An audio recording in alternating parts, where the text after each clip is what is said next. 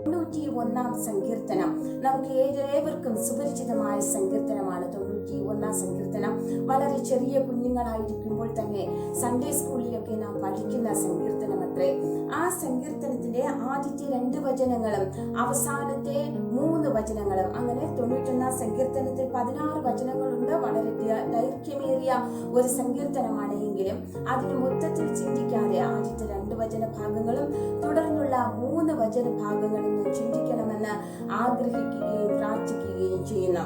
91 സങ്കീർത്തനം അതിന്റെ 1-2 വചന ഭാഗങ്ങളിൽ ഒരു ദൈവത്തെ കുറിച്ച് കാണുവാൻ കഴിയുന്നു. തുടർന്ന് നാം വായിച്ചു വരുമ്പോഴത്തേക്ക് ആ ദൈവത്തോട് ചേർന്നിരിക്കുന്നതായ ഒരു വ്യക്തിയെ കുറിച്ച് കാണുവാൻ കഴിയുന്നു. 91 സങ്കീർത്തനം മുഴുവനും 2 വ്യക്തികളെ കുറിച്ചാണ് സംസാരിക്കുന്നത്. ഒന്നാമതായി നമുക്ക് കാണുവാൻ കഴിയുന്നത് ഒരു ദൈവത്തെ കുറിച്ചാണ് എങ്കിൽ, രണ്ടാമതായി 91 സങ്കീർത്തനത്തോടുള്ള ബന്ധത്തിൽ നമുക്ക് കാണുവാൻ കഴിയുന്നത് ഒരു ദൈവത്തെ കുറിച്ച്, രണ്ടാമതായി കാണുവാൻ കഴിയുന്നത് ഒരു ഭക്തനെയുമാണ്.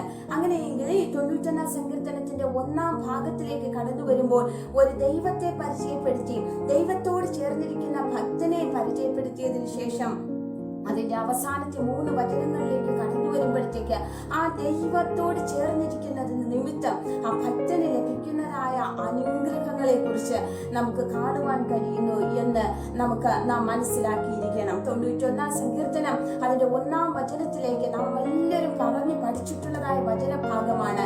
എങ്കിലും ആ വചനഭാഗത്തിൽ എന്താണ് പറഞ്ഞിരിക്കുന്നത് ദൈവത്തെ കുറിച്ച് നാം മനസ്സിലാക്കിയിരിക്കുന്നതാ, നാം പഠിച്ചിരിക്കുന്നതായ ചില ചിന്തകളെ ഒന്നുകൂടെ ദൈവസന്നിധിയിൽ അയവിറക്കിക്കൊണ്ട് ഒരിക്കൽ കൂടെ ഈ സന്ധ്യാവേളയിൽ നാം സേവിക്കുന്ന ദൈവമാര് എന്ന് മനസ്സിലാക്കി ചിന്തിച്ച് പ്രാർത്ഥിച്ച് വിശ്വാസത്തിൽ ഉറച്ച് കടന്നു പോകണമെന്ന് ഞാൻ ആഗ്രഹിക്കുന്നു.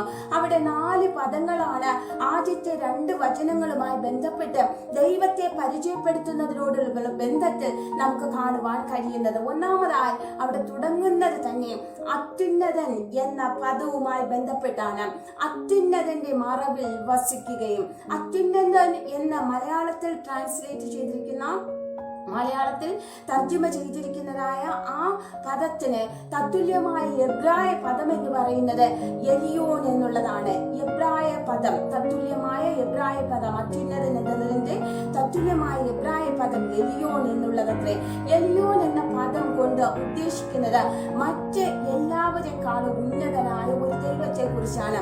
ഈ പദം നമുക്ക് പഴയ നിയമത്തിൽ എബ്രായരുമായി ബന്ധപ്പെട്ട് ഇസ്രായേൽ ജനവുമായി ബന്ധപ്പെട്ട് വെളിപ്പെട്ടിരിക്കുന്ന കാണുവാൻ കഴിയുന്നത്. ഇതിനകത്ത് പറഞ്ഞിരിക്കുന്ന 3 പദങ്ങളും അങ്ങനെ തന്നെയാണ് കാണുന്നത്. എന്നാൽ എബ്രായ ജനതയുടെ ജീവിതത്തോട് ചേർത്ത് വെച്ചത് ചിന്തിച്ചു നോക്കുകയാണ് എങ്കിൽ അവർ കടന്നുപോയ ഏതെല്ലാം ശത്രുക്കളുണ്ടോ, ഫറവോന്റെ സൈന്യം തുടങ്ങി, ഫറവോന്റെ ഭരണകൂടം തുടങ്ങി, ഇങ്ങേ അറ്റത്തുള്ളതായ അവരുടെ ജീവിതത്തിൽ അവർ കടന്നുപോയ എല്ലാ സൈന്യങ്ങളുടെയും എല്ലാ ഭരണാധികാരികളുടെയും എല്ലാ സാമ്രാജ്യങ്ങളുടെയും മുകളിൽ നിൽക്കുന്നവനായ ഒരു ദൈവത്തെയാണ് അവർ സേവിക്കുന്നത് എന്ന അറിവിൽ നിന്നും എന്ന വെളിപ്പാടിൽ നിന്നും നമുക്ക് കൈമാറ്റം ചെയ്തിരിക്കുന്നതായ പദമത്രേ അത്യുന്നതൻ അഥവാ എലിയോൻ എന്നുള്ളത്.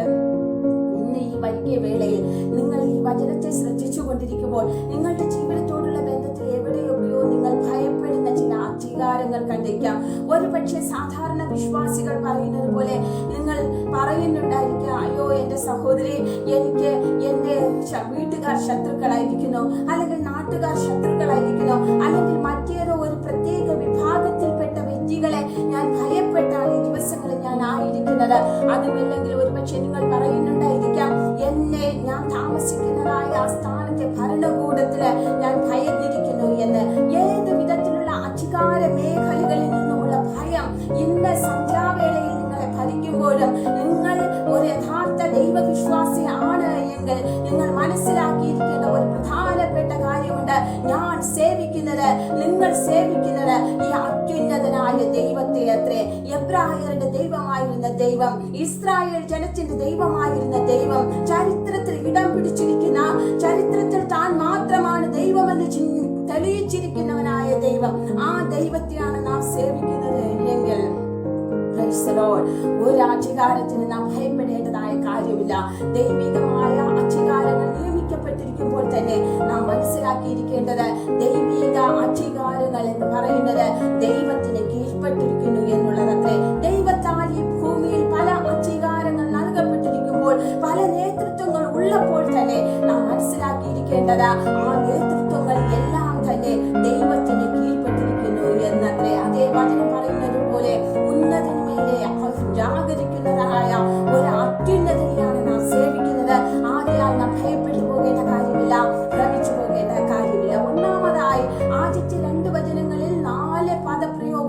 ദൈവമാരെന്ന് വെളിപ്പെടുത്തുമ്പോൾ അതിന്റെ ഒന്നാമത്തെ പദപ്രയോഗമാണ് ഞാൻ നിങ്ങളോട് പറയുവാനിടയായി തീർന്നത്. അവിടെ എഴുതിയിരിക്കുന്നു അത്യുന്നതനായ ദൈവമെന്ന്, എലിയോൻ എന്ന ദൈവമെന്ന്. രണ്ടാമതായി നമുക്ക് ആ ഭാഗത്ത് കാണുവാൻ കഴിയുന്നത് അത്യുന്നതന്റെ മറവിൽ വസിക്കുകയും സർവശക്തന്റെ നിഴലിൻ കീഴിൽ പാർക്കുകയും ചെയ്യുന്നവൻ. ദൈവത്തെ കുറിച്ച് സങ്കീർത്തനക്കാരൻ എഴുതി വച്ചിരിക്കുന്നത്, സങ്കീർത്തനം ഇത് എഴുതിയത് ആരാണെന്ന് അറിയുകയില്ല. മോശയാണെന്ന് ചിലർ പറയുന്നുണ്ട്, ദാവീദാണെന്ന് ചിലർ പറയുന്നുണ്ട്. ഈ സങ്കീർത്തനം നമുക്ക് ആഴത്തിൽ പഠിച്ചു വരുമ്പോഴത്തേക്ക് അവർ രണ്ടുപേരും ഈ സങ്കീർത്തനം എഴുതുവാൻ തക്കവണ്ണം അനുഭവം അവരുടെ ജീവിതത്തിലുള്ളവരാണെന്ന് മനസ്സിലാക്കുവാൻ കഴിയുന്നുണ്ട്. മോശയെ പോലെ ദാവീദിനെ പോലെ വ്യക്തിപരമായ ജീവിതത്തെ യഹോവ ആരെന്ന് രുചിച്ചറിഞ്ഞവർ ആരുമില്ലല്ലോ. അങ്ങനെയെങ്കിൽ രണ്ടാമത്തെ പദം എന്ന് പറയുന്നത് അവിടെ എഴുതിയിരിക്കുന്നത് സർവശക്തൻ എന്ന് മലയാളത്തിൽ എഴുതിയിരിക്കുമ്പോൾ ഇംഗ്ലീഷിൽ നമുക്ക് കാണുവാൻ കഴിയുന്ന ഓൾമൈറ്റി ഗാഡ് എന്ന്, ഓൾമൈറ്റി എന്ന്. അതിന്റെ തത്തുല്യമായ എബ്രായ പദം അത് ഷദായ് എന്നാണ് എഴുതിയിരിക്കുന്നത്. ഷദായ് എന്ന ദൈവം എന്ന് പറയുമ്പോൾ, ഷദായ് എന്റെ ദൈവമാണ് എന്ന് പറഞ്ഞാൽ അതിന്റെ അർത്ഥം സർവശക്തനായ ഒരു ദൈവത്തെയാണ് ഞാൻ എന്റെ ദൈവമാക്കിയിരിക്കുന്നത് എന്നത്രേ. സർവശക്തനായ ഒരു ദൈവത്തെ ഞാൻ എന്റെ ദൈവമാക്കിയിരിക്കുന്നു. അത് അബ്രഹാമുമായിട്ടുള്ള ബന്ധത്തിലാണ് നമുക്ക് എൽ ഷദായ് എന്നുള്ള പദവും ആ പേരുമായി ബന്ധപ്പെട്ടുള്ള വെളിപ്പാട് കാണുവാൻ കഴിയുന്നത്. അബ്രഹാമിന്റെ ജീവിതത്തിൽ നമുക്കറിയാം എന്താണ് പ്രശ്നം ഉണ്ടായിരുന്നത് എന്ന്. വാർദ്ധക്യം ചെന്ന് മാനുഷികമായി ചിന്തിച്ചു കഴിഞ്ഞാൽ ഒരു നന്മ പ്രാപിക്കുവാൻ സാധ്യതയില്ല. ഒരു കാരണവശാലും ഇനി ജീവിതത്തിൽ ഒരു തലമുറ കാണുവാൻ സാധ്യതയില്ല. സകലവും പ്രതികൂലമായി മാറിയതായ സാഹചര്യം. അബ്രഹാമിനെ സംബന്ധിച്ച് തലമുറയായിരുന്നു പ്രശ്നമെങ്കിൽ നമ്മെ ഓരോരുത്തരെ സംബന്ധിച്ച് ഏതൊക്കെയോ ജീവിത മേഖലകൾ.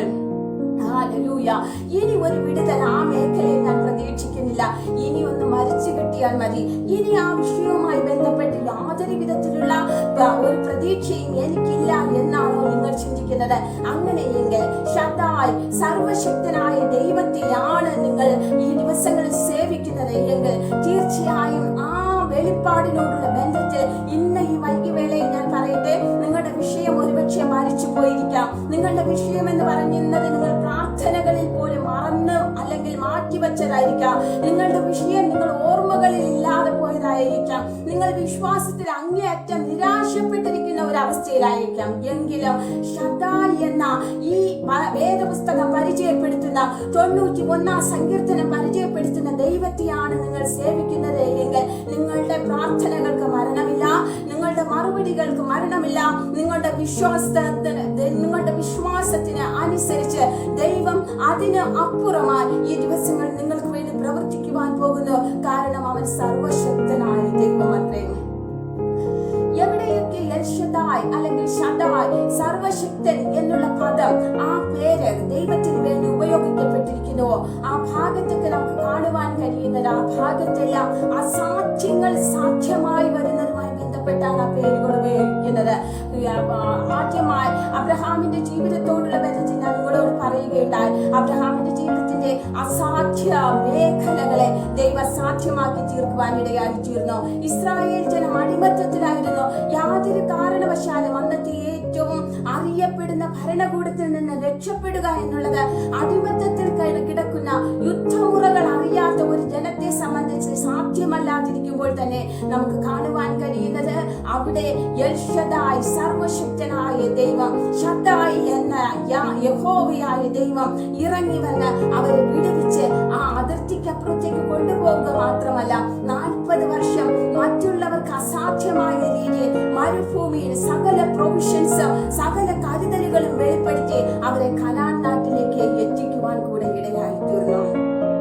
എന്ന് കേൾക്കുന്നതായ ദൈവപൈതലേ, നാം ആയിരിക്കുന്ന അവസ്ഥ എത്ര നിരാശപ്പെടുത്തുന്നതായ അവസ്ഥയുമായിക്കൊള്ളട്ടെ, പക്ഷെ ആ അവസ്ഥകളിൽ നിങ്ങൾക്ക് കർത്താവ് ആരാണ് എന്ന് ബോധ്യമുണ്ട് എങ്കിൽ നിങ്ങൾ ഏത് തകർന്നടിഞ്ഞ ജീവിതത്തിന്റെ ആ മേഖലകളിലും കർത്താവിനെ അതിനപ്പുറമായി വിശ്വസിക്കുവാൻ സാധിക്കുമെങ്കിൽ ദൈവത്തിന്റെ വലിയ ശക്തി നിങ്ങളുടെ ജീവിതത്തിൽ വെളിപ്പെടുന്നതായി കാണുവാൻ സാധിക്കും. മൂന്നാമതായി നമുക്ക് കാണുന്നത്, ഒന്നാമതായ കുറിച്ചാണ് ഞാൻ നിങ്ങളോട് സംസാരിച്ചത്. രണ്ടാമതായി കാണുന്ന സർവശക്തൻ എന്നുള്ള പദത്തെ കുറിച്ച്. മൂന്നാമതായി അതിന്റെ രണ്ടാം വാക്യം തുടങ്ങുന്നത് എങ്ങനെയാണ്? അവൻ യഹോവയെ കുറിച്ച് എന്ന്. യഹോവ എന്ന മലയാളത്തിൽ പരിചയപ്പെടുത്തിയിരിക്കുന്ന പദം എബ്രായ ഭാഷയിൽ യാഹ്വേ, ക്യാപിറ്റൽ YHWH, യാഹ്വേ എന്ന് ഇംഗ്ലീഷിൽ എഴുതുവാൻ തത്തുല്യമായ എബ്രായ പദമാണ്. അതിന്റെ അർത്ഥം ദ ലോർഡ് അല്ലെങ്കിൽ കർത്താവ്. നമുക്ക് മലയാളത്തിൽ പുതിയ നിയമത്തിലേക്ക് വരുമ്പോൾ എഴുതിയിരിക്കുന്ന പദത്തിന് തത്തുല്യമാണ്. അതായത് കർത്താവ് എന്ന് പറയുമ്പോൾ കർത്തൃത്വം നടത്തുന്നവൻ എന്നാണ് അർത്ഥം. കർത്തൃത്വം നടത്തുന്നവൻ, എല്ലാ മേഖലകളിലും ഭരണം നടത്തുന്നവൻ എന്ന്, അഥവാ എല്ലാ മേഖലകളിലും നിയന്ത്രിക്കുന്നവൻ എന്നാണ് ആ പേര് കൊണ്ട് നമുക്ക് മനസ്സിലാക്കുവാനായി സാധിക്കുന്നത്. എല്ലാ മേഖലകളിലും നിയന്ത്രിക്കുന്നവൻ. പുതിയ നിയമത്തിലേക്ക് കടന്നു വരുമ്പോഴത്തേക്ക് നമുക്ക് കാണുവാൻ കഴിയുന്നുണ്ട്, കർത്താവായ യേശുക്രിസ്തു ഈ ഭൂമിയിലായിരുന്നപ്പോൾ തന്റെ ചുറ്റുമുണ്ടായിരുന്ന ജനത്തിന്റെ സകല മേഖലകളിലേക്കും തന്റെ കണ്ണുകൾ ചെന്നെത്തുകയുണ്ടായി.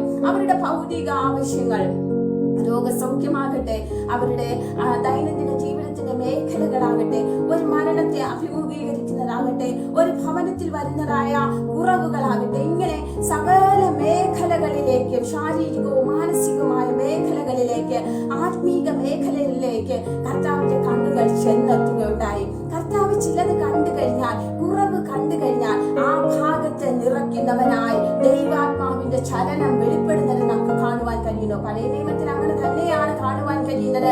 പഴയ നിയമത്തെ വിട്ടുകളഞ്ഞിട്ടല്ല ഞാൻ സംസാരിക്കുന്നത്. എന്നാൽ പഴയ നിയമത്തെ സംബന്ധിച്ചിടത്തോളം ഒരു പ്രത്യേക ജനതയ്ക്ക് വേണ്ടിയാണ്, അല്ലെങ്കിൽ ഒരു പ്രത്യേക ജനതയിൽ കൂടിയാണ് ദൈവത്തിന്റെ കരുതൽ വെളിപ്പെട്ടത് എങ്കിൽ, പുതിയ നിയമത്തിലേക്ക് കടന്നു വരുമ്പോൾ നമുക്ക് കാണുവാൻ കഴിയുന്നത് ഒരു വലിയ കൂട്ടം, ജാതി ഏതെന്ന് വ്യത്യാസമില്ലാത്തതായ കൂട്ടം, ഏത് മതത്തിൽ വിശ്വസിക്കുന്നവരും ആയിക്കൊള്ളട്ടെ, കർത്താവ് അവരെ കരുതുന്നവനാണ് എന്ന വേദപുസ്തകം പഠിപ്പിക്കുന്നു.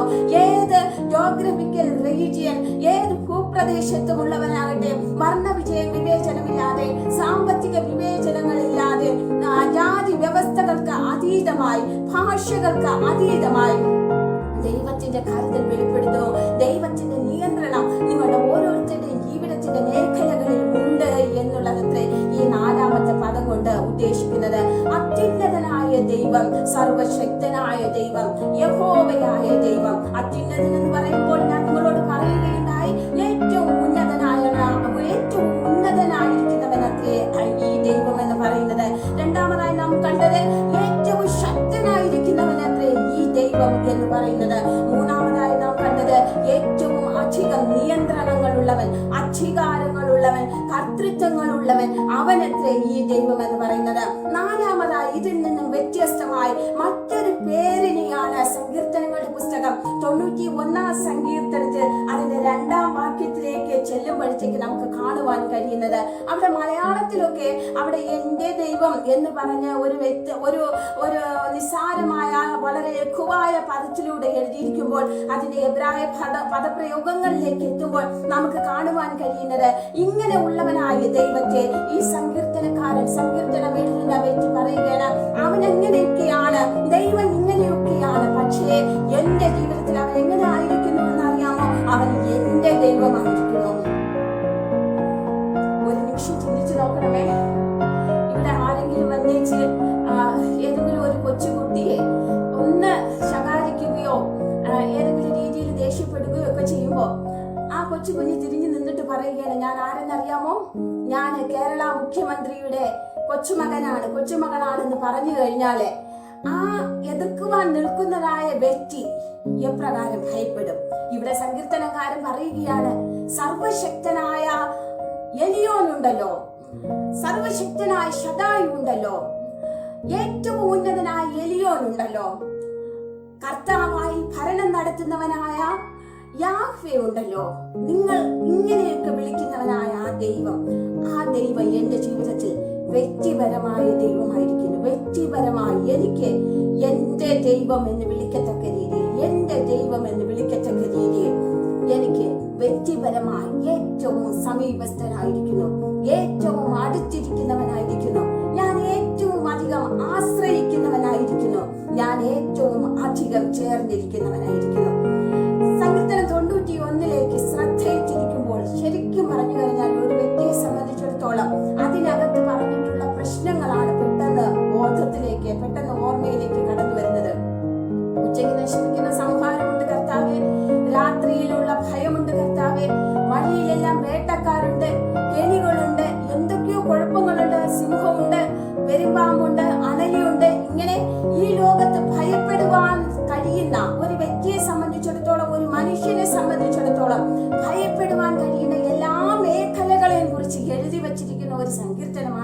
91 സങ്കീർത്തനം.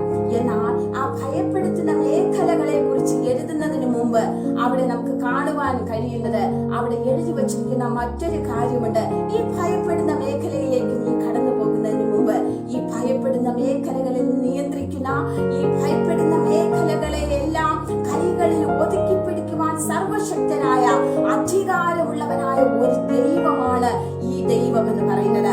ആ ദൈവത്തെ വ്യക്തിപരമായി അറിയുന്ന ഒരു വ്യക്തിയാണ് ഈ ഭയപ്പെടുത്തുന്ന മേഖലകളിലേക്ക് കടന്നു പോകുന്നത് എങ്കിൽ തീർച്ചയായും അവന് ഒരു കാരണവശാലും ഭയപ്പെടേണ്ട ആവശ്യമില്ല എന്നുള്ളതായ ഉറപ്പുകൂടെ നൽകുന്നതാണ് ഈ സങ്കീർത്തനം എന്ന് നമുക്ക് കാണുവാനായിട്ട് കഴിയുന്നുണ്ട്. ആദ്യത്തെ 2 വചനങ്ങളിലൂടെ നമുക്ക് കാണുവാൻ കഴിഞ്ഞത് 4 പദങ്ങൾ ഉപയോഗിച്ചുകൊണ്ട് ദൈവത്തെ പരിചയപ്പെടുത്തുന്നതത്രേ. 4-മതായി ഞാൻ നിങ്ങളോട് പറഞ്ഞ പദം എന്ന് പറയുന്നത്, ഈ വലിയവനായ ദൈവത്തെ നാം നമ്മുടെ വ്യക്തിപരമായ പേഴ്സണൽ ഗോഡായി, വ്യക്തിപരമായ ദൈവമായി അംഗീകരിക്കണം എന്നുള്ളതത്രേ. വ്യക്തിപരമായ ദൈവമായി നാം അംഗീകരിച്ചു കഴിഞ്ഞാൽ എന്താണ് നമ്മുടെ ജീവിതത്തിൽ സംഭവിക്കുന്നത്? ചില വ്യക്തികൾ, അനേകം വ്യക്തികൾ കർത്താവായ യേശുക്രിസ്തുവിനെ അല്ലെങ്കിൽ യഹോവയെ സ്വന്തം ജീവിതത്തിൽ എന്റെ ദൈവം എന്ന് ഏറ്റു പറഞ്ഞതിനെ കുറിച്ച് നമുക്ക് കാണുവാൻ കഴിയുന്നുണ്ട്. എന്നാൽ അതിൽ നിന്ന് ചില വ്യക്തികളെ മാത്രം പരിചയപ്പെടുത്തി ഈ സങ്കീർത്തനത്തിന്റെ അതിന്റെ അടുത്ത ഭാഗത്തിലേക്ക് കടന്നു പോകണം. നിങ്ങളൊന്ന് ധൈര്യപ്പെടുത്തുന്നതിന് വേണ്ടി, അല്ലെങ്കിൽ പ്രാക്ടിക്കലി ആ ആപ്ലിക്കേഷൻ ഒന്ന് കൊണ്ടുവരുന്നതിന് വേണ്ടി അടുത്ത ഭാഗത്തിലേക്ക് നീങ്ങണം എന്ന് ഞാൻ ദൈവാത്മാവിൽ ശരണപ്പെടുന്നു. രൂത്തിന്റെ പുസ്തകം 1-ാം അധ്യായം അതിന്റെ 16-ാം വചനത്തിലേക്ക് ചെല്ലുമ്പോഴത്തേക്ക് രൂത്ത് അവിടെ പറയുന്ന ഒരു ഭാഗമുണ്ട്. നിന്റെ ദൈവം എന്റെ ദൈവം, നിന്റെ ദൈവം എന്റെ ദൈവം എന്ന് രൂത്ത് പറയുകയാണ്. ആരാണ് ഈ രൂത്ത്? രൂത്തിന് അതിനു മുമ്പ് യഹോവയെ കുറിച്ച് കേട്ടുകേൾവി മാത്രമേ ഉള്ളൂ. ഒരു അന്യജാതിക്കാരിയായ സ്ത്രീ, അവൾ ഒരു വിവാഹ ബന്ധത്തിലൂടെ യഹോവയെ സേവിക്കുന്ന ആ കുടുംബത്തിലേക്ക് കടന്നു വരികയാണ്. ഒരു വിശ്വാസത്തെ കുറിച്ച്, യഥാർത്ഥ ദൈവത്തിൽ ഉള്ളതായ വിശ്വാസത്തെ കുറിച്ച്, യഥാർത്ഥ ദൈവത്തെ കുറിച്ച്, ഇസ്രായേൽ ആരാണ് എന്നുള്ളതിനെ കുറിച്ചൊക്കെ രൂത്ത് കേൾക്കുന്നത് ഒരുപക്ഷെ തന്റെ വിവാഹത്തിന് ശേഷം ആയേക്കാം, നമുക്കറിയുകയില്ല. എങ്കിലും രൂത്ത് ദൈവത്തെ എന്റെ ദൈവം എന്ന് പറയുന്നതായ ആ ഏറ്റു പറയുന്നതായ നിമിഷം എന്ന് പറയുന്നത് വളരെ പ്രാധാന്യമർഹിക്കുന്നതായ ഒരു കാര്യമാണ്. നാം എല്ലാം വർഷങ്ങളായി കേട്ടുവരുന്നതാണ് രൂത്തിന്റെ പുസ്തകത്തെ കുറിച്ച്. ഒരു വിധവയായി മാറി, കുഞ്ഞുങ്ങളില്ല, വിവാഹം കഴിച്ച് ഒരുപക്ഷെ ചില നാളുകൾ മാത്രം സന്തോഷകരമായ കുടുംബജീവിതത്തിലൂടെ കടന്നു പോയിരുന്നിരിക്കാം. ഏതോ മേഖലയിൽ താൻ ഒറ്റപ്പെട്ട്, ഏതോ കാരണം കൊണ്ട്, എന്തോ രോഗകാരണമോ എന്തോ ആയിരിക്കാം, ഭർത്താവ് നഷ്ടപ്പെട്ട് വിധവയായി. ഭർത്താവ് മാത്രമല്ല, തന്റെ അമ്മാവിയമ്മയും ആൺതുണയില്ലാതെ, ഭർത്താവില്ലാതെ നിൽക്കുകയാണ്. ആണുങ്ങൾ, പുരുഷന്മാർ ആരും സംരക്ഷിക്കുവാനില്ലാത്തതായ ആ നിലവാരത്തിൽ നിന്നുകൊണ്ട് ആ വൃദ്ധയായ സ്ത്രീയെ നോക്കി രൂത്ത് പറയുകയാണ്, അമ്മായിയമ്മേ, നിങ്ങൾ പേടിക്കേണ്ട കേട്ടോ, കാരണം ഞാൻ ആശ്രയം വച്ചിരിക്കുന്നത് നിങ്ങളിലല്ല, മറിച്ച് നിങ്ങളുടെ ദൈവത്തിലാണ്. കാരണം കഴിഞ്ഞ നാളുകളിൽ ഞാൻ എന്റെ ജീവിതത്തിൽ കണ്ടത് നിങ്ങളെ അല്ല കണ്ടത്, പകരം നിങ്ങളുടെ വാക്കുകളിലൂടെ കേട്ട് അറിഞ്ഞവനായ ഒരുവനുണ്ട്. അവൻ അനാഥർക്ക് പാലകനെന്ന് എഴുതിയിട്ടുണ്ട്, വിധവമാർക്ക് പാലകനെന്ന് എഴുതിയിട്ടുണ്ട്, അനാഥർക്ക് പിതാവ് എന്ന് എഴുതിയിട്ടുണ്ട്. ഞാൻ ഇന്ന് നിങ്ങളോട് ഈ വചനം പ്രസംഗിച്ചു കൊണ്ടിരിക്കുമ്പോഴത്തേക്ക് ഏതെങ്കിലും മേഖലകളിൽ ഞാൻ ഒറ്റപ്പെട്ടവളാണ് എന്ന് നിങ്ങൾക്ക് തോന്നുന്നുവെങ്കിൽ ആ ഭാഗത്ത് കാൽമുട്ടുകളെ മടക്കി ദൈവസന്നിധിയിൽ പ്രാർത്ഥിച്ചു തുടങ്ങിയ കർത്താവേ, എന്റെ ജീവിതത്തിൽ ഞാൻ ആശ്രയമില്ലാതെ ആയിരിക്കുന്നു. എന്റെ കർത്താവേ, എന്റെ ജീവിതത്തിൽ ഏതൊക്കെയും മേഖലകളിൽ ഞാൻ ഏകനായിരിക്കുന്നു, ഏകയായിരിക്കുന്നു. എന്നാൽ രൂത്ത് പറഞ്ഞതുപോലെ ഈ ഏകാന്തതയുടെ മേഖലയിൽ ഞാൻ അങ്ങയിൽ ആശ്രയിക്കുന്നു, അങ്ങയെ ഞാൻ ഏറ്റുകൊള്ളുന്നു. എങ്ങനെ ഏറ്റുകൊള്ളുന്നു? എന്റെ ദൈവമായി ഏറ്റുകൊള്ളുന്നു. എന്തുകൊണ്ടാണ് ദൈവമായി ഏറ്റുകൊള്ളുന്നു എന്ന് രൂത്ത് പറഞ്ഞത്? ദൈവമായി ഏറ്റുകൊള്ളുമ്പോൾ ദൈവ സർവശക്തനാണ്, ദൈവ സർവ അധികാരങ്ങളും ഉള്ളവനാണ്. രൂത്തിന് അറിയാം ഏത് മരുഭൂമിയെയും അതിനെ മലർവാടിയാക്കി മാറ്റുവാൻ, ഏത് വിധത്തിലുള്ളതായ പ്രതികൂല സാഹചര്യങ്ങളെ അനുകൂലമാക്കി മാറ്റുവാൻ തക്കവണ്ണം ശക്തനായ ദൈവമാണ് യഹോവ എന്ന് കഴിഞ്ഞ നാളുകളിൽ കേട്ടിട്ടുണ്ട്. അങ്ങനെയെങ്കിൽ ഒരു പരീക്ഷണത്തിന് അവൾ മുതിർന്നു എന്ന് വേണം നാം കരുതുവാൻ. ഈ ദൈവത്തെ ഞാൻ ഏറ്റുകൊള്ളുകയാണ്, ഈ പ്രതികൂല അവസ്ഥയിൽ എനിക്ക് ഈ ദൈവം മതി എന്ന് ഞാൻ തീരുമാനിക്കുമ്പോൾ എന്താണ് നടക്കുവാൻ പോകുന്നതെന്ന് കാണണം. ചരിത്രത്തിൽ നാം പഠിച്ചു വരുമ്പോൾ നമുക്ക് കാണുവാൻ കഴിയുന്നു. മറ്റൊരു ജാതിയിൽപ്പെട്ട, മറ്റൊരു മതവിഭാഗത്തിൽപ്പെട്ട, മറ്റൊരു വിശ്വാസ സംഹിതയിൽ കൊണ്ടിരുന്നവളായ രൂത്ത്, അവൾ ഇസ്രായേലിന്റെ ദൈവത്തെ ഏറ്റുകൊണ്ട് കഴിഞ്ഞപ്പോഴത്തേക്ക് അവളുടെ ജീവിതം ഏറ്റവും അനുഗ്രഹിക്കപ്പെട്ടതായി മാറി. അവളുടെ ജീവിതത്തിൽ ഏതെല്ലാം മേഖലകൾ ഇനി ഇല്ല എന്ന് കരുതപ്പെട്ടുവോ ആ മേഖലകളെല്ലാം തന്നെ എന്ന ആ ദൈവം അവൾക്ക് വേണ്ടി ചെയ്തു കൊടുക്കുന്നത് നമുക്ക് കാണുവാൻ കഴിയും. എന്നെ കേൾക്കുന്ന പ്രിയ ദൈവ പൈതലേ, മനുഷ്യരിൽ ആശ്രയം വയ്ക്കരുത്. മനുഷ്യൻ സാഹചര്യത്തിന് അനുസരിച്ച് മാറിപ്പോയേക്കാം. എന്നാൽ വാക്കുമാറാത്തവനായ വിശ്വസ്തനായ ദൈവത്തിൽ ആശ്രയം വയ്ക്കുവാൻ നിങ്ങൾ തയ്യാറാണ് എങ്കിൽ ഏത് പ്രതികൂല സാഹചര്യങ്ങളിലും അവൻ മാറിപ്പോകാത്തവനത്രേ. ഏത് പ്രതികൂല ഘട്ടങ്ങളിലും അവൻ നിന്നോടുകൂടെ ഇറങ്ങി നടക്കുന്നവനത്രേ.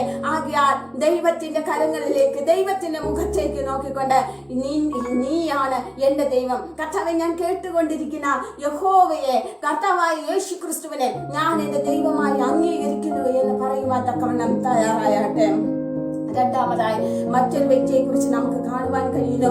യോഹന്നാന്റെ സുവിശേഷം അതിന്റെ 20-ാം അധ്യായം 28-ാം വചനത്തിലേക്ക് കടന്നു വരുമ്പോഴത്തേക്ക് കർത്താവായ യേശുക്രിസ്തുവിനോട് കൂടെ 3.5 വർഷം സഞ്ചരിച്ച ഒരു തോമസ് അപ്പോസ്തലനെ കുറിച്ച് നമുക്ക് കാണുവാൻ കഴിയുന്നു. അദ്ദേഹം തന്റെ വായിലൂടെ ഏറ്റു പറയുകയാണ്, എന്റെ ദൈവം, എന്റെ കർത്താവും എന്റെ ദൈവവുമായുള്ളവേ എന്ന്. എന്റെ കർത്താവും എന്റെ ദൈവവുമായുള്ളവേ എന്ന്. എന്റെ കർത്താവും എന്റെ ദൈവവുമായുള്ളവേ എന്ന് താൻ ഏറ്റു പറയുവാൻ തക്കവണ്ണം കാരണമാക്കിയ സംഭവത്തെ കുറിച്ച് നാം ചിന്തിച്ചു കഴിഞ്ഞാൽ അവിടെ കാണുവാൻ കഴിയുന്നത്, കഴിഞ്ഞ ഏകദേശം 3.5 വർഷം അവൻ കർത്താവായ യേശു ക്രിസ്തുവിനോട് കൂടെ നടന്നു. അവൻ രാജാവായി മാറും. അവനൊരു വലിയ രാജ്യമൊക്കെ ഉണ്ടാക്കും. ഈ ഭൂമിയിൽ അങ്ങനെ ഒരു രാജ്യം സ്ഥാപിക്കപ്പെടുമ്പോഴത്തേക്ക് ഞങ്ങൾക്കെല്ലാം കൂടെ ഇരുന്ന് വാഴാം, ഞങ്ങൾ ഇതെല്ലാം ഉപേക്ഷിച്ചിട്ട് പുറപ്പെട്ടു, ഒരിക്കലും ഞങ്ങൾ നിരാശപ്പെടേണ്ടി വരികയില്ല എന്നൊക്കെ ചിന്തിച്ചാണ് അവരെല്ലാവരും അവിടെ ആയിരുന്നത്. പക്ഷെ എന്താണ് സംഭവിച്ചത്? അവർ പ്രതീക്ഷിക്കാതെ, അത് അവരുടെ കുഴപ്പമായിരുന്നു, വചനത്തിൽ നേരത്തെ എഴുതപ്പെട്ടതായിരുന്നു. പക്ഷേ അവർ പ്രതീക്ഷിക്കാതെ ദൈവത്തിന്റെ പദ്ധതി പ്രകാരം ചില പ്രതികൂല സാഹചര്യങ്ങൾ താൽക്കാലികമായി അവരുടെ ജീവിതത്തിൽ വെളിപ്പെട്ടു. അവർ ആരുടെ പുറകെയാണ് ഇറങ്ങി തിരിച്ചത്? ആ കർത്താവിത അറസ്റ്റ് ചെയ്യപ്പെടുകയാണ്. ആരാണോ ഭരണം കൈയാളുമെന്ന്, ഭരണം കർത്താവായി മാറുമെന്ന് അവർ ചിന്തിച്ചു കൊണ്ടിരുന്നത്, ആ വ്യക്തി ഭരണാധികാരികളുടെ മുമ്പിൽ വളരെ നിഷ്കളങ്കനായിട്ടും കൈകെട്ടി നിൽക്കുകയാണ്. മാറി മാറി ഓരോ കോടതികളായി അവൻ കയറി ഇറങ്ങുകയാണ്. ഏറ്റവും അവസാനം അവൻ നീതിമാനായിരുന്നിട്ടും കുറ്റം ഇല്ലാത്തവനായിരുന്നിട്ടും അവൻ ക്രൂശിൽ മരിക്കുകയാണ്. മരിച്ചതിന് ശേഷം എന്ത് സംഭവിച്ചു? ആ കല്ലറയെങ്കിലും അവിടെ ഉണ്ടാവുമെന്നാണ് അവർ പ്രതീക്ഷിച്ചത്. എന്നാൽ ഒരു സുപ്രഭാതത്തിൽ നോക്കിയപ്പോൾ 3-ാമത്തെ ദിവസം പ്രഭാതത്തിൽ അവിടെ ആ ശരീരവും കാണാനില്ല, കല്ലറയും തുറന്നു കിടക്കുന്നു. ഒന്നിനു പുറകെ ഒന്നായി ആശയക്കുഴപ്പമുണ്ടാക്കുന്നതായ മേഖലകളിലൂടെ യേശു കർത്താവിന്റെ ശിഷ്യന്മാർ സഞ്ചരിക്കുകയാണ്. ഈ സമയത്ത് നമുക്ക് ആ ഭാഗം വായിച്ചു വരുമ്പോഴത്തേക്ക്, യോഹന്നാന്റെ സുവിശേഷം 20-ാം അധ്യായം വായിച്ചു വരുമ്പോഴത്തേക്ക് നമുക്ക് കാണുവാൻ കഴിയുന്നത്, ആ ഭാഗത്ത് തോമസ് അപ്പോസ്തലൻ ഒഴികെ ബാക്കി എല്ലാ വ്യക്തികൾക്കും, അനേകർക്ക് കർത്താവായ യേശു ക്രിസ്തു പ്രത്യക്ഷപ്പെട്ടു, അവരെ വിശ്വാസത്തിൽ ഉറപ്പിച്ചു. തോമസ് അപ്പോസ്തലനോട് എല്ലാവരും പറയുകയാണ്, ഞാൻ കർത്താവിനെ കണ്ടു, ഞാൻ കർത്താവിനെ കണ്ടു. എന്നാൽ തോമസ് അപ്പോസ്തലൻ പറയുന്നുണ്ട്, ഞാൻ അവനെ നേരിട്ട് കാണണം, ഞാൻ അവന്റെ ആണിപ്പഴുതേറ്റ വിരലുകളിൽ ഞാൻ ആ ആണിപ്പഴുതിൽ വിരലിടണം, എന്നാലല്ലാതെ ഞാൻ വിശ്വസിക്കുകയില്ല. പല സമയത്തും നമ്മുടെ പ്രതികൂല സാഹചര്യങ്ങളിൽ നമ്മുടെ വായിലൂടെ വരുന്ന നിരാശയേറിയ വാക്കുകൾ അത് സ്വർഗം കേൾക്കുന്നുണ്ട് എന്ന് നാം മറന്നു പോകരുത്. പലപ്പോഴും നാം ചിന്തിക്കാറുണ്ട്, എന്റെ നിരാശയുടെ വാക്കുകൾ ആരും കേൾക്കുന്നില്ലല്ലോ എന്ന്. നമ്മെ സംബന്ധിച്ചിടത്തോളം ചില സമയത്തെങ്കിലും എന്റെ കണ്ണുനീർ ആരും കാണുന്നില്ലല്ലോ എന്ന് നാം ചിന്തിച്ചു പോകാറുണ്ട്. എന്നാൽ ഈ തോമസ് അപ്പോസ്തലൻ നമ്മെ പഠിപ്പിക്കുന്ന ഒരു പാഠമുണ്ട്. ദൈവം നമ്മുടെ വാക്കുകളെ കേൾക്കുന്നു. നമ്മുടെ അവിശ്വാസങ്ങളിൽ, നമ്മുടെ സംശയങ്ങളിൽ കർത്താവായ യേശു ക്രിസ്തുവിന് നമുക്ക് വേണ്ടി ഇറങ്ങി വന്ന് ചിലത് പ്രവർത്തിക്കുവാനുണ്ട്. നമ്മുടെ സംശയങ്ങളെ ദൂരീകരിക്കുവാൻ, വിശ്വാസത്തിൽ നമ്മെ ഉറപ്പിക്കുവാൻ തക്കവണ്ണം ഇന്ന് ഈ വചനം കേൾക്കുന്നതായ വേളയിലും നിങ്ങൾ ആയിരിക്കുന്ന സ്ഥാനത്ത് കർത്താവായ യേശു ക്രിസ്തുവിന്റെ സാന്നിധ്യമുണ്ട്. കഴിഞ്ഞ നാളുകളിൽ എവിടെയൊക്കെയോ പല ദൂതുകൾ കേട്ടു. എന്റെ സഹോദരി, ഞങ്ങള് ആ കേട്ടതായ ദൂതുകളെല്ലാം മാറിപ്പോയിരിക്കുന്നു. വേറെ ഏതോ ഒരു മേഖലയിലാണ് ജീവിതം കടന്നു പോകുന്നത്. ഞാൻ ചിന്തിച്ചതല്ല, ഞാൻ പ്രതീക്ഷിച്ചതല്ല. യോസഫ് സ്വപ്നം കണ്ടിട്ട് അവൻ കാരാഗ്രഹത്തിൽ ആയിരിക്കുന്നത് പോലെ മേഖലയിലൂടെയാണ് ജീവിതം കടന്നു പോകുന്നത് എന്നാണ് നിങ്ങൾക്ക് പറയുവാൻ കഴിയുന്നത് എങ്കിൽ എനിക്ക് ഇന്ന് വൈകിവേളയിൽ നിങ്ങളോട് പറയുവാനുള്ളത്, നിങ്ങളുടെ ജീവിതം താൽക്കാലികമായ ഒരു സാഹചര്യത്തിൽ അത്രയായിരിക്കുന്നത്. താൽക്കാലികമായ ഒരു സാഹചര്യം, ഞാൻ ഒരിക്കൽ കൂടെ പറയട്ടെ, താൽക്കാലികമായ ഒരു സാഹചര്യം. യോസഫിന് പൊട്ടക്കിണർ എന്ന് പറയുന്നത് അത് പെർമനന്റ് ആയിരുന്നില്ല, സ്ഥിരമായതായിരുന്നില്ല, താൽക്കാലികമായത് ആയിരുന്നു. അതുപോലെ യോസഫിന് ലഭിച്ച പോത്തിഫറിന്റെ ഭവനം അത് താൽക്കാലികമായിരുന്നു. യോസഫിന് ലഭിച്ച കാരാഗ്രഹം അത് താൽക്കാലികമായിരുന്നു. യോസഫ് പൊട്ടക്കിണറിൽ കിടന്നതിനേക്കാൾ, യോസഫ് കാരാഗ്രഹത്തിലായിരുന്നതിനേക്കാൾ, പോത്തിഫറിന്റെ വീട്ടിൽ ഒരു അടിമയായിരുന്നതിനേക്കാൾ അധികം വർഷങ്ങൾ കർത്താവിന്റെ പദ്ധതിയിൽ ഒരു ഭരണാധികാരിയായിരുന്നു. അങ്ങനെയെങ്കിൽ ഇന്ന് വൈകിയ വേളയിൽ ഈ വചനത്തോടുള്ള ബന്ധത്തിൽ ഞാൻ നിങ്ങളോട് പറയട്ടെ, നിങ്ങളുടെ കഷ്ടതയുടെ കാലഘട്ടം കഴിഞ്ഞ് ദൈവം നിങ്ങളെ ഏൽപ്പിച്ചിരിക്കുന്നതായ സ്വപ്നങ്ങളിലേക്ക് ദൈവം എത്തിക്കുന്നതായ ഒരു കാലഘട്ടമുണ്ട്. അതിനുവേണ്ടി കാത്തിരിക്കണം. ഈ കഷ്ടതയുടെ കാലഘട്ടത്തിലായിരിക്കുമ്പോഴത്തേക്ക് കർത്താവേ, എന്റെ ബലഹീനതകളെ ക്ഷമിക്കണമേ, എന്റെ സംശയങ്ങളെ ക്ഷമിക്കണമേ, എന്റെ നിരാശകളെ ക്ഷമിക്കണമേ, എന്റെ പിറുപിറുപ്പുകളെ ക്ഷമിക്കണമേ എന്ന് പറയുകയാണ് എങ്കിൽ തോമസിന്റെ മുന്നിൽ പ്രത്യക്ഷപ്പെട്ടവനായ കർത്താവ് നിങ്ങളെയും വിശ്വാസത്തിൽ ബലപ്പെടുത്തുവാനായി ഇറങ്ങി വരുവാൻ ഇടയായിത്തീരും. എന്താണ് ആ ഭാഗത്ത് നമുക്ക് കാണുവാൻ കഴിയുന്നത്? തോമസ് അപ്പോസ്തലന്റെ മുന്നിലേക്ക് കർത്താവ് കടന്നു വന്ന് നിന്നിട്ട് പറയുകയാണ്, നീ നേരത്തെ പറഞ്ഞല്ലോ, കർത്താവിനോടല്ല പറഞ്ഞത്, ശിഷ്യന്മാരോട് മറ്റുള്ളവരോടാണ് പറഞ്ഞത്. പക്ഷേ നീ പറഞ്ഞല്ലോ നേരത്തെ, എന്റെ ആണിപ്പഴുതുകളിൽ വിരലിട്ടല്ലാതെ നീ എന്നെ വിശ്വസിക്കുകയില്ല എന്ന് പറഞ്ഞുവല്ലോ. ചിലത് തൊട്ടല്ലാതെ, ചിലത് കണ്ടാലല്ലാതെ, ചിലത് അനുഭവിച്ചാലല്ലാതെ നീ വിശ്വസിക്കുകയില്ല എന്ന് ദൈവസന്നിധിയിൽ പറഞ്ഞ ആ ശബ്ദം ഞാൻ കേട്ടു. ആകയാൽ നീ അത് തൊട്ടു നോക്കുക, അത് കണ്ടുകൊള്ളുക, അത് അനുഭവിക്കുക, എന്നിട്ട് വിശ്വാസത്തിൽ ഉറക്കുക. അതിനുശേഷം നീ സുവിശേഷ വേലയ്ക്കായി എന്നെ സാക്ഷിക്കുന്നതിന് വേണ്ടി കടന്നു പോയാൽ മതി. എന്നെ കേൾക്കുന്ന ആരോടോ ഇന്ന് ഈ സന്ധ്യാവേളയിൽ ദൈവാത്മാവിന് പറയുവാനുള്ളത്, ചിലത് നിന്റെ ജീവിതത്തിൽ വ്യക്തിപരമായി ദൈവം ചെയ്യുവാൻ പോകുന്നു. കഴിഞ്ഞ നാളുകൾ നീ കേട്ടതേ ഉള്ളൂ, പലരും പറഞ്ഞ് നീ കേട്ടു, യേശു രോഗം സൗഖ്യം നൽകുന്നവനാണ് എന്ന്. ഇന്ന് രോഗിയായി ആണ് ഈ വചന ശുശ്രൂഷയുടെ മുമ്പിൽ നിങ്ങൾ ആയിരിക്കുന്നത് എങ്കിൽ യേശു സൗഖ്യദായകനാണ് എന്ന് നിങ്ങൾ അനുഭവിക്കുവാൻ പോകുന്നു. കടഭാരം മാറ്റുന്നവനാണ് എന്ന് നിങ്ങൾ കേട്ടു എങ്കിൽ കടഭാരം മാറ്റുന്നത് നിങ്ങൾ അനുഭവിക്കുവാൻ പോകുന്നു. നിങ്ങളുടെ ഏകാന്തതകളിൽ തുണയാളിയായാണ് ഇരിക്കുന്നത് എന്ന് നിങ്ങൾ കഴിഞ്ഞ നാളുകളിൽ കേട്ടു എങ്കിൽ ആ ഏകാന്തതകളിൽ നിങ്ങളുടെ അടുക്കലേക്ക് ദൈവം ഇറങ്ങി നിൽക്കുവാൻ പോകുന്നു. എന്താണോ കഴിഞ്ഞ നാളുകളിൽ നിങ്ങൾ മറ്റുള്ളവർ പറയുന്നത് കേട്ടത്, ആ കാര്യത്തെ നിങ്ങളുടെ ജീവിതത്തോടുള്ള ബന്ധത്തിൽ അനുഭവമാക്കിയതിനു ശേഷം, ഞാൻ ഒരിക്കൽ കൂടെ പറയട്ടെ, കഴിഞ്ഞ നാളുകളിൽ നിങ്ങൾ മറ്റുള്ളവരിൽ നിന്ന് നിങ്ങളുടെ കാതുകൾ കൊണ്ട് കേട്ടത് ഈ ദിവസങ്ങളിൽ നിങ്ങളുടെ പഞ്ചേന്ദ്രിയങ്ങൾക്ക് അനുഭവം ആക്കിയതിനു ശേഷം, നിങ്ങളുടെ പഞ്ചേന്ദ്രിയങ്ങൾക്ക് അനുഭവമാക്കിയതിനു ശേഷം ദൈവം നിങ്ങളെ അവന്റെ സാക്ഷിയായി അയക്കുവാൻ പോകുന്നു. ദൈവത്തിന്റെ ആത്മാവ് നിങ്ങളെ വിശ്വാസത്തിൽ ഉറപ്പിക്കുന്നതിന് വേണ്ടി ഇറങ്ങി വരുവാൻ പോകുന്നു. വീണ്ടും പുറപ്പാട് പുസ്തകം 15-ാം അധ്യായം അതിന്റെ 2-ാം വചനത്തിലേക്ക് ചെല്ലുമ്പോഴത്തേക്ക് ഒരു പാട്ട്, 15-ാം അധ്യായം അതിന്റെ 1 മുതലുള്ള വചനഭാഗത്ത് നമുക്ക് ഒരു പാട്ടിനെ കുറിച്ച് കാണുവാൻ കഴിയുന്നുണ്ട്. ആ പാട്ടില് മോശയും ഇസ്രായേൽ ജനവുമാണ് പാട്ട് പാടുന്നത്. അവർ ഇങ്ങനെ പാടി വരുമ്പോഴത്തേക്ക് അവിടെ പറയുന്ന ഒരു ഭാഗമുണ്ട്. അതിന്റെ 2-ാം വചനത്തിൽ, അവൻ എന്റെ പിതാവിന്റെ ദൈവം, അവൻ എന്റെ ദൈവം. മോശയും ഇസ്രായേൽ ജനവും ആ പാട്ട് പാടുന്ന സന്ദർഭം നമുക്ക് നന്നായിട്ടറിയാം. ദൈവത്തിന്റെ വാഗ്ദത്ത പൂർത്തീകരണത്തിന്റെ സമയമായിട്ടും അവരെ ആരാധിക്കുവാൻ വിടുക എന്നുള്ള കൽപ്പന ദൈവത്തിൽ നിന്ന് പുറപ്പെട്ടിട്ടും അവരെ തടഞ്ഞു വയ്ക്കുന്നതായ ഒരു വലിയ അധികാരത്തെ നമുക്ക് അവിടെ കാണുവാൻ കഴിയുന്നു. ദൈവത്തിന്റെ സമയമായി ജനത്തെ വിടുവിക്കുവാൻ മോശ വന്ന് നിൽക്കുകയാണ്. എല്ലാ കാര്യങ്ങളും ക്രമീകരിക്കപ്പെട്ടു കഴിഞ്ഞു. ദൈവത്താൽ ഉപയോഗിക്കപ്പെടേണ്ട ജനം, ദൈവത്തിന്റെ പദ്ധതിയിൽ ഭാഗമാക്കേണ്ട ജനം, അവർ അനുസരിക്കുവാൻ തയ്യാറാണ്. പക്ഷേ എതിരായി നിൽക്കുന്ന ഒരു വലിയ ഭരണകൂടം എന്ത് ചെയ്യുമെന്നറിയില്ല. അവരോട് യുദ്ധം ചെയ്ത് ജയിക്കുവാൻ തക്കവണ്ണം ഈ ഇസ്രായേൽ ജനത്തിന് യാതൊരു വിധത്തിലുമുള്ള ത്രാണിയില്ല. അങ്ങനെ നിൽക്കുമ്പോൾ നമുക്ക് കാണുവാൻ കഴിയുന്നത് ആ ഭാഗത്ത് ദൈവം തന്നെ ഇറങ്ങി വരുവാൻ ഇടയായിത്തീർന്നു. അന്ന് അവൻ തന്നെ അവരോട് യുദ്ധം ചെയ്തു എന്ന് പറഞ്ഞ് സങ്കീർത്തനക്കാരൻ എഴുതത്തക്ക രീതിയിൽ ദൈവജനത്തിന് വേണ്ടി തന്റെ ഉടമ്പടിയുടെ പൂർത്തീകരണത്തിന്റെ സമയമായപ്പോഴത്തേക്ക് ദൈവജനത്തിന് വേണ്ടി യുദ്ധം ചെയ്യുവാൻ തക്കവണ്ണം ദൈവം ഇറങ്ങി വന്നു. ആ ഭാഗത്ത് നമുക്കറിയാം, 10 ബാധകൾ അയച്ചു ജനത്തെ ഓടിച്ചു വിടത്തക്ക രീതിയിലേക്ക് എതിരായി നിന്ന ഭരണകൂടം മാറുവാനിടയായിത്തീർന്നു. കഴിഞ്ഞ നാളുകളിൽ നിങ്ങൾ നോക്കി അരുത് എന്ന് പറയുന്നവർ തന്നെ സപ്പോർട്ട് ചെയ്ത് ഒന്ന് പോയാൽ മതി, അത് ചെയ്താൽ മതി, നീ മുന്നിലോട്ട് പൊക്കൊള്ളുക എന്ന് പറയത്തക്ക രീതിയിൽ പ്രവർത്തിക്കുവാൻ കഴിയുന്നവനായ അതിശക്തനായ ഒരു ദൈവത്തെയാണ് നാം സേവിക്കുന്നത് എന്ന് നാം മറന്നു പോകരുത്. അവരെ മുന്നോട്ട് നയിക്കുവാൻ തക്കവണ്ണം ഇടയായി തീർന്നു. ചെങ്കടൽ പിളർന്നത് മാത്രമല്ല, അവർക്ക് ഇനി ഒരിക്കലും ആ സൈന്യം ഭീഷണിയാകാത്ത രീതിയിൽ, ആ സാമ്രാജ്യം ഭീഷണിയാകാത്ത രീതിയിൽ, അവരുടെ ഉറക്കത്തിൽ പോലും സ്വപ്നങ്ങളിൽ പോലും ആ പഴയ വ്യക്തികൾ വന്ന് ഭയപ്പെടാത്തതായ രീതിയിൽ അവരുടെ കണ്ണിന്റെ മുന്നിൽ തന്നെ ആ ശത്രുക്കളെ ദൈവം കൊന്നുകളഞ്ഞത് നമുക്ക് കാണുവാൻ കഴിയുന്നു. എന്നെ കേൾക്കുന്നതായ പ്രിയ ദൈവജനമേ, നാം സേവിക്കുന്നത് നിസ്സാരനായ ഒരു ദൈവത്തെയല്ല, നാം സേവിക്കുന്നത് അതിശക്തനായ, വിശ്വസ്തനായ, തന്റെ വാഗ്ദത്തങ്ങളിൽ അതീവ ജാഗ്രതയുള്ളവനായ, വിശ്വസ്തത പുലർത്തുന്നവനായ ഒരു ദൈവത്തെ.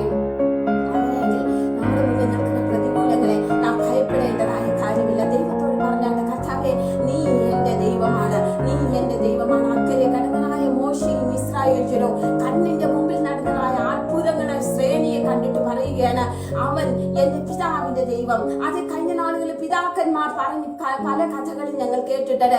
ഞങ്ങളുടെ മുൻ തലമുറകൾ പറഞ്ഞ പല സാക്ഷ്യങ്ങളും ഞങ്ങൾ കേട്ടിട്ടുണ്ട്. പക്ഷേ അവൻ എന്റെ പിതാവിന്റെ ദൈവം മാത്രമല്ല, അവൻ ഇപ്പോൾ എന്റെ ദൈവവുമായിരിക്കുന്നു. നിങ്ങളുടെ തലമുറകളോട്, മുൻ തലമുറകളോട് ചിലത് ദൈവം ചെയ്തിട്ടുണ്ട് എങ്കിൽ, ചിലത് വാഗ്ദത്തമായി പറഞ്ഞിട്ടുണ്ട് എങ്കിൽ, ആ വാഗ്ദത്തങ്ങളെ എല്ലാം നിങ്ങളുടെ കണ്ണിന് മുമ്പിൽ നിറവേറ്റി അവരുടെ ജീവിതത്തിൽ ദൈവം ചെയ്തിട്ടുള്ളതായ സാക്ഷ്യങ്ങൾ, അവർ നിങ്ങളോട് പങ്കുവച്ചിട്ടുള്ളതായ കാര്യങ്ങൾ, അതും കണ്ട് അതിനപ്പുറമുള്ളതായ ഒരു അത്ഭുതത്തെയും കണ്ട് നിങ്ങളുടെ തലമുറകൾക്ക് കൈമാറുവാൻ തക്കവണ്ണം ചില പുതിയ ചരിത്ര സംഭവങ്ങളെ നൽകിയതിനു ശേഷം മാത്രമേ ദൈവജനം ഈ ഭൂമിയിൽ നിന്നും കടന്നു പോവുകയുള്ളൂ. ഒന്ന്, ദൈവസന്നിധിയിൽ ആയിരിക്കുന്നതായ സ്ഥാനങ്ങളിൽ നിന്ന് പറയാമോ, മോശയോട് ഇസ്രായേൽ ജനത്തോട് ചേർന്ന്, അതെ, എന്റെ ജീവിതത്തിൽ പുതിയ കാര്യങ്ങൾ ചെയ്യുന്നവനായ ദൈവം പഴയ തലമുറകളിൽ ചെയ്ത കാര്യങ്ങൾ ആവർത്തിക്കുക മാത്രമല്ല, ഇതുവരെ കണ്ടിട്ടില്ലാത്തതായ വിടുതലുകൾ, പുതിയ കാര്യങ്ങളെ ചെയ്യുന്നവനായ ഈ ദൈവം, അവൻ എന്റെ ദൈവമത്രേ. ഹല്ലേലൂയ, അവൻ എന്റെ ദൈവമത്രേ. വീണ്ടും യോഹന്നാനോടുള്ള ബന്ധത്തിൽ, യോഹന്നാൻ സുവിശേഷത്തോടുള്ള ബന്ധത്തിൽ തോമസിനോടനുബന്ധിച്ച് നമുക്ക് പറയുവാൻ കഴിയും, എന്റെ വിശ്വാസത്തിന്റെ ബലഹീന സമയങ്ങളിൽ അവൻ എന്നെ ഉറപ്പിക്കുന്നവനായ ദൈവമത്രേ. വിശ്വാസത്തിൽ ഞാൻ പതറിപ്പോകുമെന്ന് ചിന്തിക്കുമ്പോഴത്തേക്ക്, എന്റെ സാഹചര്യങ്ങൾ നിമിത്തം ഏതൊക്കെയോ മേഖലകളിൽ ഞാൻ എന്തൊക്കെയോ പതറിപ്പോകും, ഇടറിപ്പോകുമെന്ന് ചിന്തിക്കുമ്പോഴത്തേക്ക്, എന്റെ ബലഹീനതകളിലേക്ക് കടന്നു വന്ന് എന്നെ വിശ്വാസത്തിൽ ഉറപ്പിക്കുന്നവനായ ദൈവം, അവൻ എന്റെ ദൈവമത്രേ, അവൻ എന്റെ ദൈവമത്രേ. മൂന്നാമതായി നാം ചിന്തിക്കുവാൻ ഇടയായത്, യാതൊരു വിധത്തിലുമുള്ളതായ സാധ്യതകളില്ലാതിരിക്കുന്ന രൂപത്തിനെ കുറിച്ചാണ്. സാധ്യതകളില്ലാത്ത സാഹചര്യത്തിൽ അവൾ പറയുകയുണ്ടായി, ഈ ദൈവം എന്റെ ദൈവം. ആ എന്റെ ദൈവം എന്നുള്ള പ്രഖ്യാപനം വന്നു കഴിഞ്ഞപ്പോഴത്തേക്ക്, എൽ ശദായിയായി, സർവശക്തനായി, എൽ എലിയോനായി, യാഹ്വേ ആയി അവളുടെ ജീവിതത്തിൽ ദൈവം വെളിപ്പെടുവാൻ ഇടയായി തീർന്നു എന്ന് നമുക്ക് കാണുവാൻ കഴിയുന്നു. സങ്കീർത്തനങ്ങളുടെ പുസ്തകം 91 ആദ്യത്തെ 2 വചനങ്ങളുമായി ബന്ധപ്പെട്ടാണ് ഇത്രയധികം സമയം ഞാൻ നിങ്ങളോട് സംസാരിക്കുവാൻ ഇടയായി തീർന്നത്. തുടർന്ന് ഏകദേശം 14 വചനം, 12 വചനങ്ങളിൽ നമുക്ക് കാണുവാൻ കഴിയുന്നത്, ദൈവത്തോട് ചേർന്നിരിക്കുന്ന ഒരു വ്യക്തിക്ക് വരുന്നതായ എന്തെല്ലാം അപകടങ്ങളുണ്ട് എന്നുള്ളതിനെ കുറിച്ചാണ്. 12 വചനങ്ങളോട് നമുക്ക് കാണുവാൻ കഴിയുന്നത്, ദൈവവുമായി ചേർന്നിരിക്കുന്ന ഒരു ഭക്തന്, ദൈവവുമായി ചേർന്നിരുന്നു കഴിഞ്ഞാൽ ഒരു ഭക്തന് അപകടം ഉണ്ടാകുമോ? തീർച്ചയായും പല വിധത്തിലുള്ള അപകടങ്ങൾ അവൻ സന്ധിച്ചേക്കാം. പക്ഷേ അങ്ങനെയുള്ള അപകട മേഖലകളിലും സംഭവിക്കുന്നത് വ്യത്യസ്തമായ ഒന്നാണ്. എല്ലാവരും വിട്ടിട്ട് പോയി കഴിഞ്ഞാലും അവിടെ ആ അപകട മേഖലകളിൽ, ആ ദുഃഖങ്ങളിൽ, ആ സങ്കടങ്ങളിൽ, രോഗക്കിടക്കയിലൊക്കെ നിങ്ങളുടെ ദൈവം നിങ്ങളോടൊപ്പം ഉണ്ടായിരിക്കും. ഇന്ന് ആരെങ്കിലുമൊക്കെ ഞാൻ ഒറ്റയ്ക്കായിരിക്കുന്നു എന്ന് പറയുന്നുവെങ്കിൽ, ഈ വചനത്തോടുള്ള ബന്ധത്തിൽ ഞാൻ നിങ്ങളെ പഠിപ്പിക്കാൻ, ഞാൻ നിങ്ങളോട് പറയട്ടെ, ഈ വചനത്തോടുള്ള ബന്ധത്തിൽ ദൈവാത്മാവ് ഇന്ന് നിങ്ങളെ ഓർമ്മിപ്പിക്കുന്നത്, നിങ്ങളുടെ അവസ്ഥകളിൽ എവിടെ ആയിരുന്നാലും, കർത്താവേ, നീ എന്റെ ദൈവം, നീ എന്റെ ദൈവം, ഈ വചനത്തോടുള്ള ബന്ധത്തിൽ നീ എന്റെ ദൈവം എന്ന് പറയുകയാണെങ്കിൽ, ആ അവസ്ഥകളിലേക്ക് ദൈവം ഇറങ്ങി വരുവാൻ ഇടയായി തീരും. 2 വ്യക്തികളെ കുറിച്ച് പറയുമെന്ന് ഞാൻ നിങ്ങളോട് പറഞ്ഞുകൊണ്ടാണ് ആരംഭം കുറിക്കുവാനായിട്ട് ഇടയായി തീർന്നത്. ഒന്നാമതായി 91 സങ്കീർത്തനത്തിലെ ദൈവത്തെ കുറിച്ച് ഞാൻ നിങ്ങളെ പരിചയപ്പെടുത്തുകയുണ്ടായി. രണ്ടാമതായി 91 സങ്കീർത്തനത്തിലെ ഭക്തനെ കുറിച്ച് നമുക്ക് കാണുന്നു. ഭക്തനെ കുറിച്ച് എന്താണ് അവിടെ പറയുന്നത്? ഈ ഭക്തൻ ഓടി നടക്കുന്നവനല്ല, ലോകത്തിന്റെ പിന്നാലെ പോകുന്നവനല്ല, ജഡത്തിന്റെ ചിന്തകളിൽ പോകുന്നവനല്ല. ഇവൻ ഈ ഭക്തനെ കുറിച്ച് പല കാര്യങ്ങൾ ആ സങ്കീർത്തനത്തിൽ നമുക്ക് കാണുവാൻ കഴിയുന്നുണ്ട്. പക്ഷേ അതിന്റെ എല്ലാം ഒരു നട്ഷൽ, അതിന്റെ എല്ലാം കൂടെ ഒരു ക്രീമാക്കി ഒറ്റ വാക്കിൽ പറഞ്ഞു കഴിഞ്ഞാൽ ഈ ഭക്തനെ സംബന്ധിച്ച് അതിന്റെ 15 മുതൽ 16 വരെയുള്ള വചനഭാഗത്തേക്ക് കടന്നു വരുമ്പോഴത്തേക്ക് ആ ഭക്തൻ കർത്താവായ യേശുവിനോട് അല്ലെങ്കിൽ ദൈവത്തോട് ഏറ്റവും അധികം ചേർന്നിരിക്കുന്ന വ്യക്തിയാണ് എന്ന് നമുക്ക് കാണുവാൻ കഴിയുന്നു. ചേർന്നിരിക്കുന്നതിനെ കുറിച്ച് അഥവാ ദൈവവുമായി ഈ ഭക്തനുള്ള ബന്ധത്തെ കുറിച്ച് പല പദങ്ങളിലൂടെ ഈ സങ്കീർത്തനത്തിനകത്ത് പറഞ്ഞിരിക്കുന്നത് നമുക്ക് കാണുവാൻ കഴിയുന്നു. എങ്കിലും സമയത്തിന്റെ ആധിക്യ നിമിത്തം ഇത് മാസങ്ങളോളം പ്രസംഗിക്കേണ്ട ഒരു സങ്കീർത്തന ഭാഗമാണ്. അതുകൊണ്ട് തന്നെ ഞാൻ ചില വേദഭാഗങ്ങളിലേക്ക് മാത്രം ശ്രദ്ധ കേന്ദ്രീകരിക്കുകയാണ്. 1-ാമത്തെ വാക്യത്തിൽ തന്നെ നമുക്ക് കാണുവാൻ കഴിയുന്നത് അത്യുന്നതന്റെ മറവിൽ വസിക്കുകയും സർവശക്തന്റെ നിഴലിൻ കീഴിൽ പാർക്കുകയും ചെയ്യുന്ന ഒരു വ്യക്തിയായിട്ടാണ് ഈ ഭക്തനെ നമുക്ക് ഇവിടെ കാണുവാൻ കഴിയുന്നത്. അത്യുന്നതന്റെ മറവിൽ വസിക്കുക, സർവശക്തന്റെ നിഴലിൻ കീഴിൽ പാർക്കുക. എന്നെയും നിങ്ങളുടെ ജീവിതത്തിൽ അപകട മേഖലകൾ കടന്നു വരുമ്പോഴത്തേക്ക് നാം നമ്മെ തന്നെ ഒന്ന് വിശകലനം ചെയ്യേണ്ടതുണ്ട്. ഏതൊക്കെയോ മേഖലകളിൽ ഞാൻ ദൈവത്തിങ്കിൽ നിന്ന് അകന്ന് ഒരു തള്ള പക്ഷിയുടെ അടുക്കൽ നിന്നും ഒരു കോഴിക്കുഞ്ഞ് എങ്ങനെയാണോ അതിന്റെ അമ്മയുടെ അടുക്കൽ നിന്നും അപകട മേഖലയിലേക്ക് പോയി മറ്റു പക്ഷികളാൽ റാഞ്ചപ്പെടുന്നത്, അതുപോലെ ഞാൻ എവിടെയൊക്കെ ദൈവത്തെ വിട്ടുപോയിട്ടല്ലേ എന്റെ ജീവിതത്തിൽ തകർച്ചകൾ വന്നത്, എന്റെ ജീവിതത്തിൽ പലപ്പോഴും കണ്ണുനീരും വേദനകളും കടന്നു വന്നത്.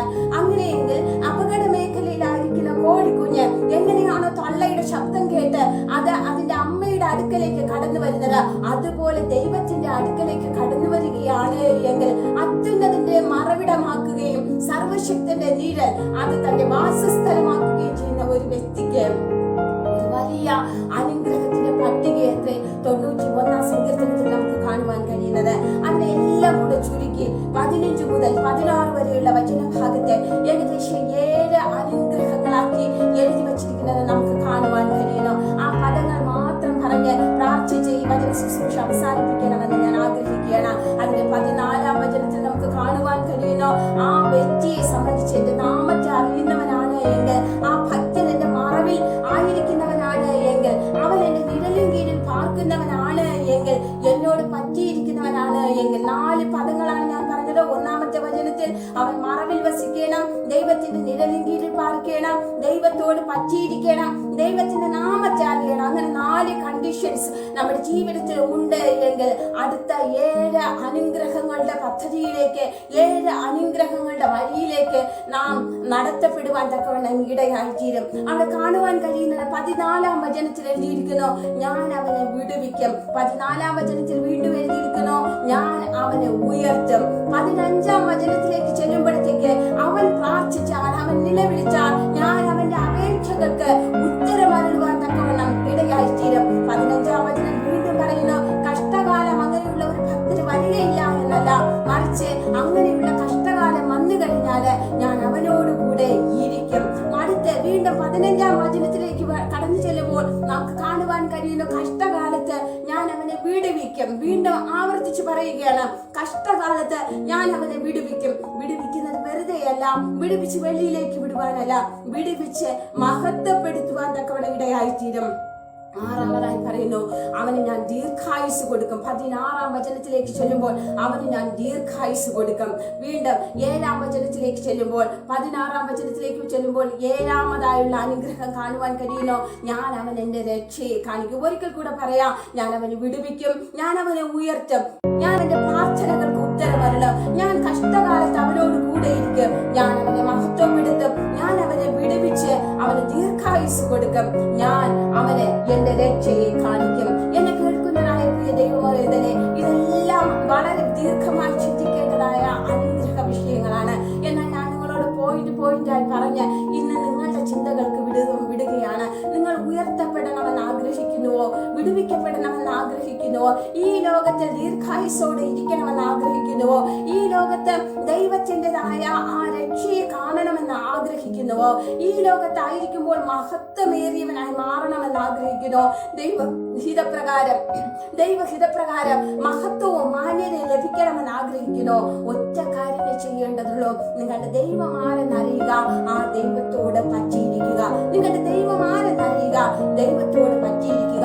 രൂത്ത് എന്ന അന്യമതക്കാരി അവൾ ഈ ദൈവമാരെന്ന അറിഞ്ഞു ആ ദൈവത്തിന്റെ പിന്നാലെ പോയി കഴിഞ്ഞാൽ എന്തൊക്കെയാണ് ലഭിക്കുന്നത് എന്ന് മനസ്സിലാക്കി അവൾ ദൈവത്തോട് പറ്റി നിന്നു. അവളുടെ സമസൃഷ്ടങ്ങളെക്കാൾ ഉപരിയാൽ, അവളുടെ കുടുംബങ്ങളിലുള്ള വ്യക്തികളെക്കാൾ ഉപരിയാൽ അവൾ മാന്യതയിലേക്ക് കയറി നിൽക്കുവാൻ ഇടയായി തീർന്നു. മഹത്വമുള്ളവളായി മാറുവാൻ ഇടയായി തീർന്നു. ഈ സമയം എന്നെ കേട്ടുകൊണ്ടിരുന്ന എല്ലാ ദൈവമക്കൾക്കുമുള്ള നന്ദിയെയും കടപ്പാടിനെയും ഞാൻ അറിയിക്കുന്നു. തുടർന്നും ദൈവം നമ്മെ ശക്തമായി അനുഗ്രഹിക്കുമാറാകട്ടെ. ഈ ദൈവത്തെ കൂടുതൽ അറിയുവാൻ, കൂടുതൽ ചേർന്നിരിപ്പാൻ, കൂടുതൽ മഹത്വം നിങ്ങളുടെ ജീവിതത്തിൽ ഈ ദൈവത്തിലൂടെ പ്രാപിച്ചെടുക്കുവാൻ തക്കവണ്ണം ദൈവാത്മാവ് നിങ്ങളെ ഏവരെ സഹായിക്കുമാറാകട്ടെ.